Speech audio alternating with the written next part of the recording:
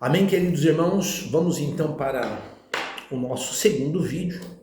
Estamos dando início a esta primeira lição. Olha que lição, que revista, né? Design maravilhoso, extraordinário, que a editora Betel proporcionou para nós. Então estamos iniciando esse terceiro trimestre com a lição do livro de Provérbios. Sabedoria que edifica a vida, princípios divinos que moldam o caráter, fortalecem a fé e abençoam a família. As 3 lições comentadas pelo bispo Abner Ferreira.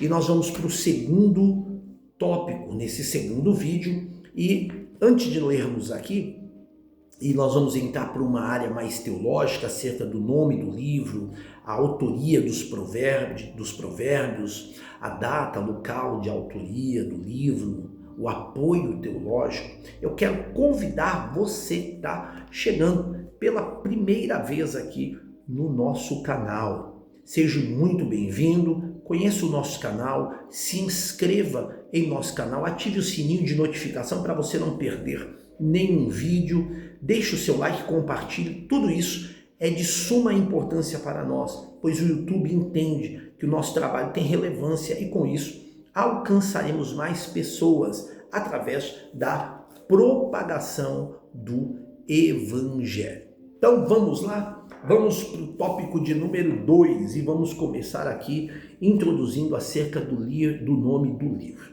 O nome original do livro em hebraico é Meshele Sheleboho, Provérbios de Salomão, literalmente, que aponta para o conceito de comparação. Isso porque a raiz hebraica mashal significa comparar e assemelhar-se. De onde vem o sentido de provérbio, parábola, dito sábio, porque compara uma verdade com uma imagem ou situação.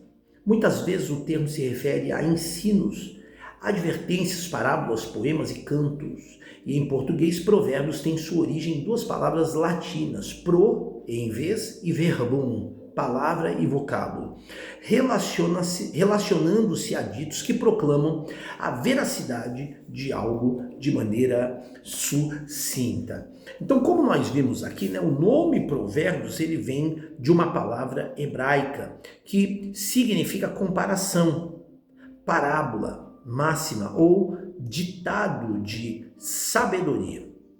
Os provérbios são frases curtas, mas como já vimos aqui, profundas, que expressam verdades permanentes para promover orientação do comportamento humano.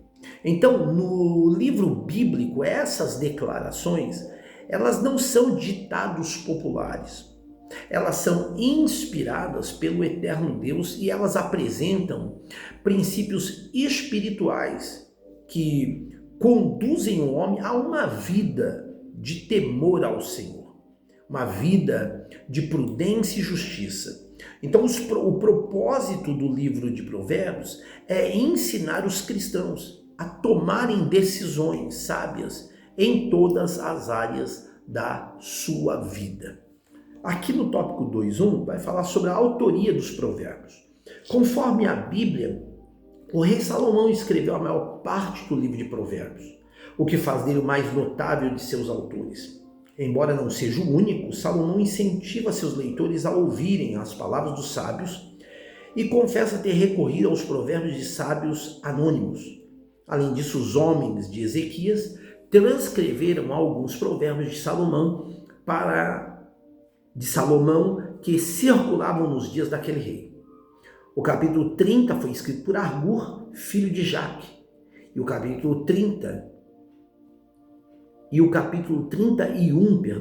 foi escrito pelo rei Lemuel, que transcreveu os ensinamentos de sua mãe. Então, aqui no tópico 2.1, nós vamos entender que o principal autor do livro de Provérbios é Salomão, filho de Davi, rei de Israel. Conforme Provérbios 1, versículo 1, ele escreveu a maior parte dos provérbios registrados na obra. Deus concedeu a Salomão uma sabedoria extraordinária em resposta a uma oração ou a orações que ele fez. Está inserido lá no primeiro livro de Reis, capítulo 3. Marque aí para depois você meditar e conhecer um pouco da história de Salomão. A sua fama, em função dessa sabedoria, ultrapassou, diz a Bíblia, as fronteiras de Israel. Está aí também no primeiro livro de Reis, capítulo 4, quando vai falar do início da trajetória de Salomão, e eu te convido a navegar também nessa história fabulosa sobre a vida de Salomão.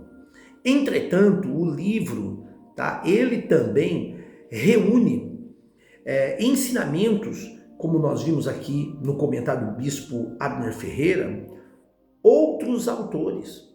Nos capítulos 22, 17 a 24 e o versículo 34, aparece o dito dos sábios. O capítulo 30 é atribuído a Agur, filho de Jaque, e o capítulo 31 registra as palavras de Lemuel, ensinados por sua mãe. Então, além disso, o Provérbios 25 informa que alguns provérbios de Salomão foram reunidos pelos homens do rei Ezequias, como vimos aqui no comentário do bispo Abner Ferreira, mostrando que o livro ele passou por um cuidadoso processo de compilação sob a direção de Deus. No tópico 2.2 vai falar sobre a data e o local da autoria do livro. Não se sabe ao certo quando e onde o livro de Provérbios foi escrito, mas a tradição aponta para Jerusalém, no reinado de Salomão, no século X a.C., quando o rei, dotado de sabedoria concedida por Deus, reuniu grande parte dos ensinos que formam a obra. Com o tempo, esse material foi sendo preservado e ampliado, e o próprio texto informa que os escribas do rei Ezequias transcreveram de Salomão a coletânea já existente, Provérbios 25, versículo 1 e Provérbios 29, versículo 27. Assim, Provérbios se consolidou como um livro formado ao longo de gerações, reunindo a sabedoria que o povo de Deus julgou essencial para a vida. Então, concernente esse assunto, grande parte dos provérbios de Salomão foi escrita durante o período do seu reinado, aproximadamente entre 970 a 930 a.C., tendo Jerusalém como principal local de composição. Então, posteriormente, durante o reinado de Ezequias, cerca de aproximadamente 715 a 686 a.C., escribas organizaram e acrescentaram à coletânea outros provérbios de Salomão, preservados até então em Provérbios 25:1. Isso demonstra o cuidado em preservar essa literatura inspirada para a instrução de gerações futuras. E no tópico 2.3 aqui, para nós encerrarmos esse vídeo, vai falar sobre o apoio teológico. O apoio teológico do livro de Provérbios está no fato de que sua sabedoria prática nasce de um coração voltado para Deus e submisso à sua vontade. Seus ensinamentos mostram que a verdadeira vida bem-sucedida não é medida apenas por conquistas humanas, mas pela capacidade de agir com discernimento dentro do mundo que Deus criou.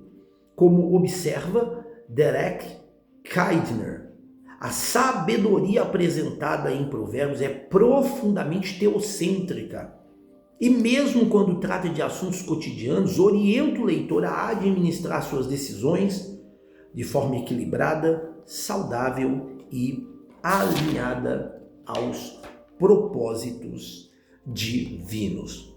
Então, aqui no apoio teológico, nós entendemos que o fundamento teológico do livro de Provérbios é que a verdadeira sabedoria, ela tem a sua origem em Deus. O livro não apresenta apenas princípios de boa convivência, mas revela que todo conhecimento deve estar submetido à vontade de Deus. É interessante entendermos que a declaração aqui de Provérbios, capítulo 1, e o versículo de número 7, resume toda a mensagem do livro. O temor do Senhor é o princípio da sabedoria, ou em algumas traduções, o temor do Senhor é o princípio do conhecimento.